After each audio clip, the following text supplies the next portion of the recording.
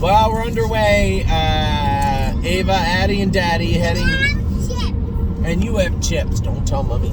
It's only 11 o'clock in the morning.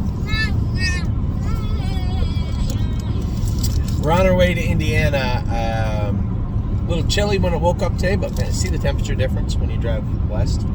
It was 2 degrees when we left home. It's now 13. So we're well on our way. We're about an hour and a bit from the border. And just watched our qualifiers in Ontario.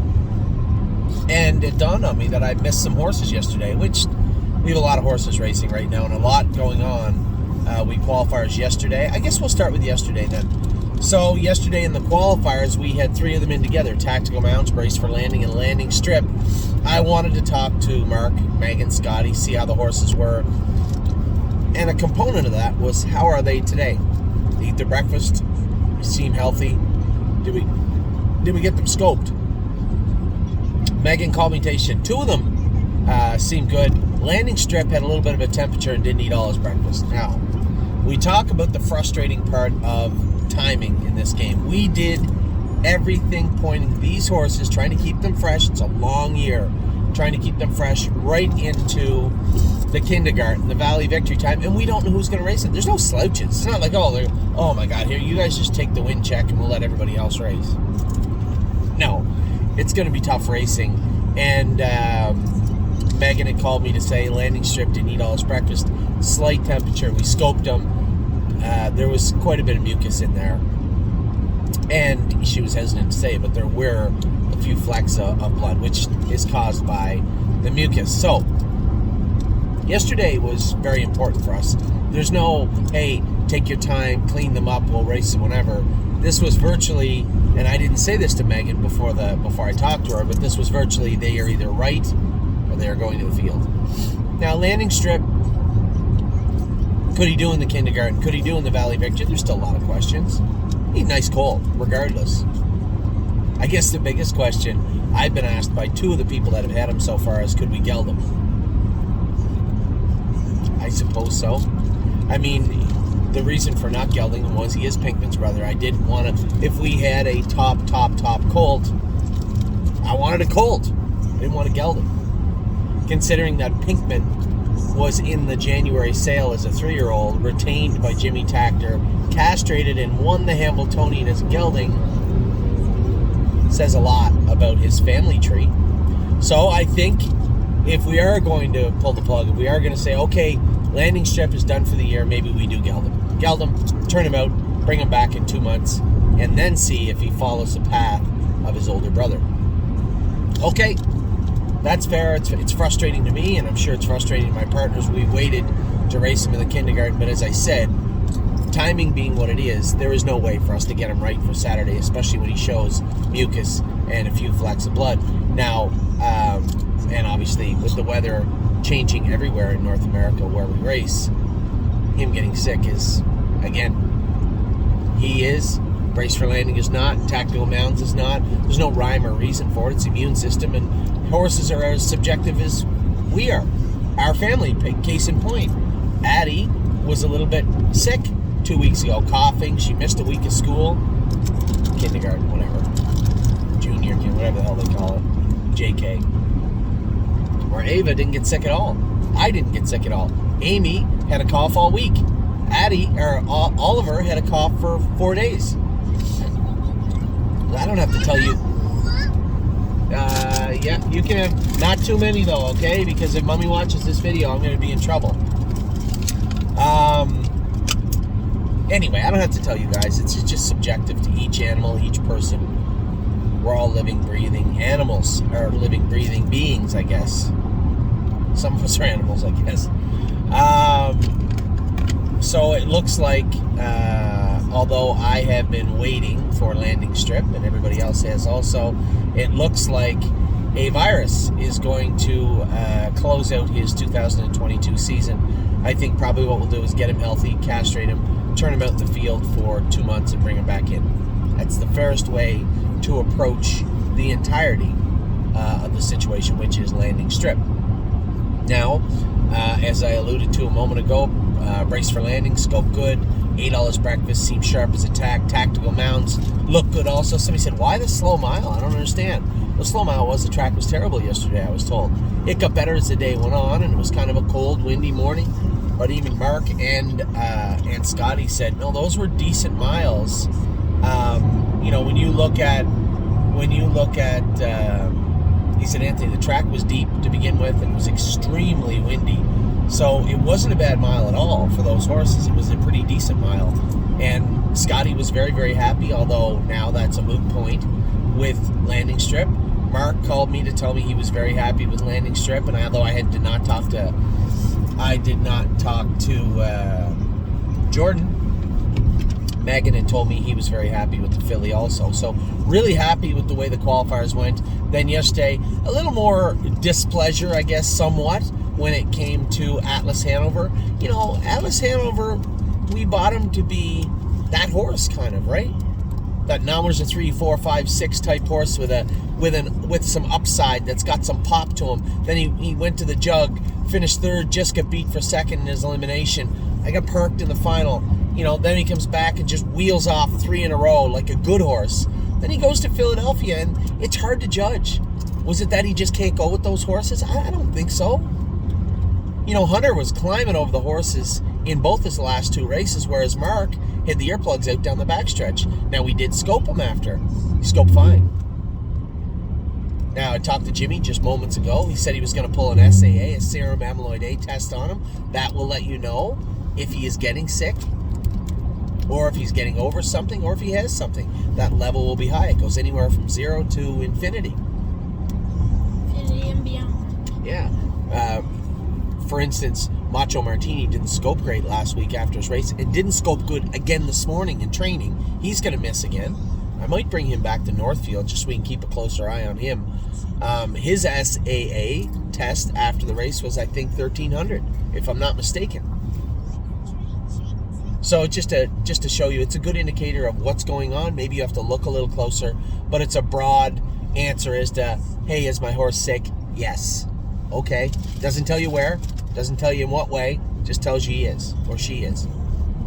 So Jimmy was going to pull an SAA test on him today, maybe do some blood work on him and see what we're going to prep him for. I mean, if that's what he's going to offer, you can just race him in the numbers of whatever, 4 or 5. There's no point in going to the well for the matron and the progress, because these are the types of horses that are going to be there. So I'll leave that up to Jimmy King. That guy's been training horses for a millennium. He knows what he's doing, and I don't have to certainly interject any of my thoughts. I just wanted to talk to him about what he saw yesterday, what he thought yesterday. And then Adrenaline Rush raced also. Now, somebody said you forgot to talk about Adrenaline Rush. Well, the race wasn't much to talk about. I mean, for a horse that can leave, James won with him on the front at Grand River. I can't for the life of me why people getting away 8th at the quarter pole will be okay. Now, Jason won with him in the same manner last week, so I can see why he just let him fall off the gate. Is he sick? He didn't scope sick after. But the fact that he's in the sale on Monday means he's going to miss Thursday regardless. I am going to leave him in the sale. He is going to miss Thursday regardless, and if we sell him, we sell him. Not really a great line to sell him off of, but it is what it is. And then, of course, this morning we had our qualifiers. We got Garden State Deal qualified. Was it flashy? Certainly not in any way, shape, or form. It was cold this morning, I can tell you that. 2-1 or whatever, but we're kind of selling her to the broodmare market, so who cares if she went a mile and 2-1. I'm happy she's qualified, and I don't think we're going to have to keep her and retain her. I think we're going to get okay money for her. Certainly not anywhere near break even, but it is what it is. That's the toughest part of racing, is having these expectations. I have them, you have them. Well, it's human nature. And then here's Orsa qualified on a half-mile track in 56 as a 2-year-old to come out and trot 2-1 in her first qualifier in October of her 3-year-old year, because I didn't like how she looked in June. I turned her out for the summer. Not only did we rest her after her 2-year-old year, we re-rested her again in June, only to have her come back lackluster. Now, can she build on that? Yeah, okay. So she trots in 58, 57 and a piece. Who cares? That gets you in a maiden, almost a 2. But she does have some pedigree. She is broodmare potential. So, here we are. Arches Rainbow, I was happy with her. You know, she's a big, loafy, grindy type filly. I think you're going to see 2-1 today, 59 next week. Maybe if we could get her to 56 in a piece, which I think isn't a stretch. Got a great attitude, great work ethic, beautiful body. That little flutter is very, very, very minuscule. I didn't say a word to Scott Zeron when he schooled her last week. He come off the track, you know, get changed. I called him on the phone. And he said, yeah, she's an okay horse. I said, what about her breathing? He said, I talked to James after. He said, minuscule. If James hadn't said a word, I wouldn't even bring it up. So that's good. Arches Rainbow's now qualified. Whether Harry wants to re-qualify her or start racing her at Mohawk, that'll be up to Harry Polton, and I'm fine either way.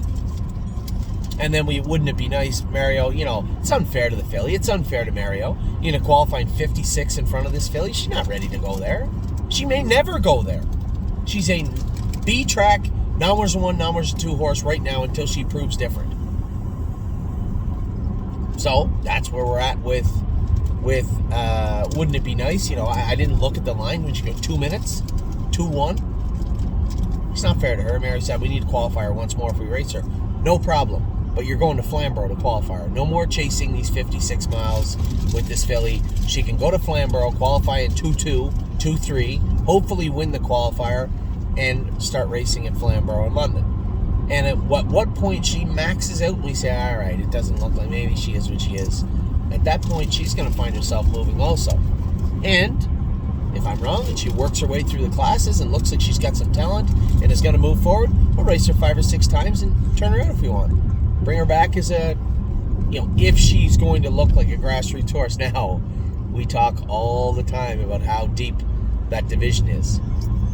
If she can't, if you and me and everyone associated with wouldn't it be nice don't foresee her being a grassroots horse, then she is not going to be staying throughout the winter, spring, into the summer of 2023. And I had this conversation. I tried to clarify my point last night because it was brought to my attention. I didn't make it clear that we were replacing these types of horses that we were selling. And I didn't make it clear. I stepped back and looked at everything I've said, and it wasn't clear to anybody. I'm not reducing our racing stock.